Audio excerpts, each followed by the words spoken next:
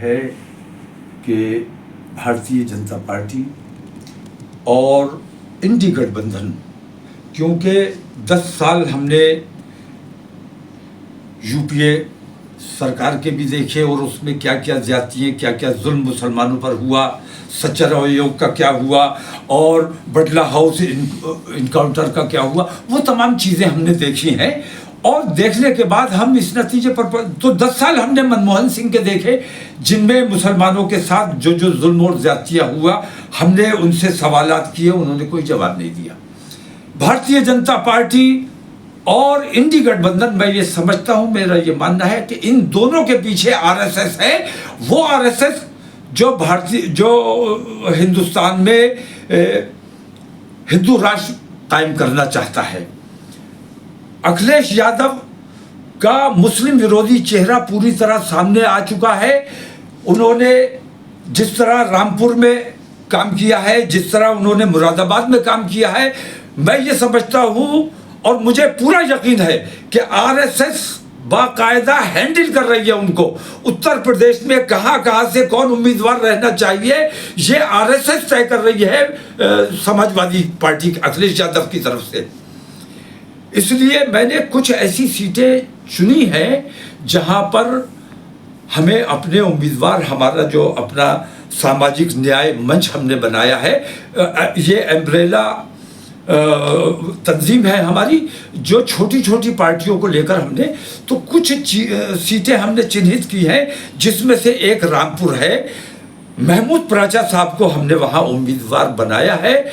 मैं अपनी बीमारी की वजह से, हॉस्पिटल में होने की वजह से मैं महमूद पराचा साहब के नॉमिनेशन में नहीं पहुँच सका, लेकिन मैं अब हॉस्पिटल से बाहर आ गया हूँ। हॉस्पिटल ने मुझे अगरचे कंप्लीट बेड रेस्ट कहा है, लेकिन ये बहुत अहम इलेक्शन है। इस वक्त हमें अपने हत्तल इम्कान कोशिश कर लेनी चाहिए कि फ़िरका परस्त ताकतों से हम अपने मुल्क को निजात दिला सके। महमूद पराचा जैसी आवाज़ संसद में जानी चाहिए। इसलिए मैंने महमूद पराचा को, जो बहुत जिम्मेदार और संघर्ष करने वाले, जद्दोजहद और लड़ाई लड़ने वाले और जुझारू शख्सियत के मालिक हैं, उनको मैंने बरेली से, रामपुर से उम्मीदवार बनाया है। मैं अब अस्पताल से बाहर आ गया हूँ।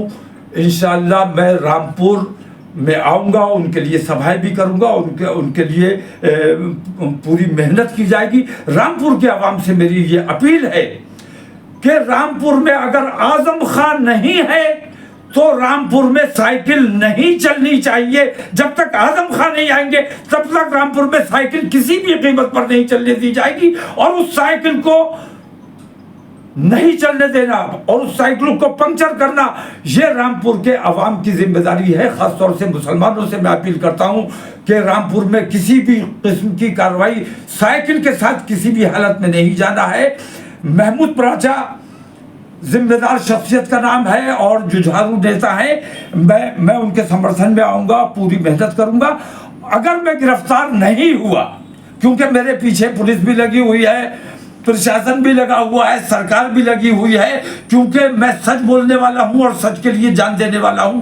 गिरफ्तार नहीं हुआ और अगर मेरी सेहत ने इजाज़त दी तो इंशाअल्लाह मैं रामपुर में रुककर महमूद पराचा के लिए पूरी मेहनत और पूरी काविश की जाएगी। और मुझे यकीन है कि रामपुर के मुसलमान मेरी इज्जत रखेंगे और महमूद पराचा को रामपुर से भारी वोटों से जिताने का काम किया जाएगा। अगर कम वोटों से जीते तो ज़बरदस्ती बेईमान लोग ज़बरदस्ती हरा देंगे। मैं आप लोगों से अपील करता हूँ कि महमूद पराचा के मामले में किसी किस्म की और किसी किस्म के बंटवारे में मत आइए, आपको बहकाया जाएगा। जीशान साहब आए हैं हाथी लेकर। मुझे यकीन है कि अगर ईमानदारी से, जीशान भी हमारा है, गैर नहीं है, जीशान भी अगर ईमानदारी से अपनी मिल्लत के बारे में सोचेगा तो जीशान खुद भी अपना वोट महमूद पराचा को देने को मजबूर होंगे। मैं तमाम लोगों से अपील करता हूं कि किसी भी हालत में अपने वोटों की तकसीम नहीं होने देनी है। और इंशाअल्लाह इसमें हम तमाम दबे कुचले लोगों की बात करते हैं, इसमें दलित और ओबीसी ये तमाम लोग और सिख समाज के लोग तमाम महमूद पराचा साहब के साथ खड़े होंगे, मैं खड़ा होऊंगा और इंशाल्लाह मुझे पूरा यकीन है आप लोगों पर कि आप महमूद पराचा को भारी वोटों से जिताने का काम करेंगे। खुदा हाफिज़, अस्सलाम वालेकुम।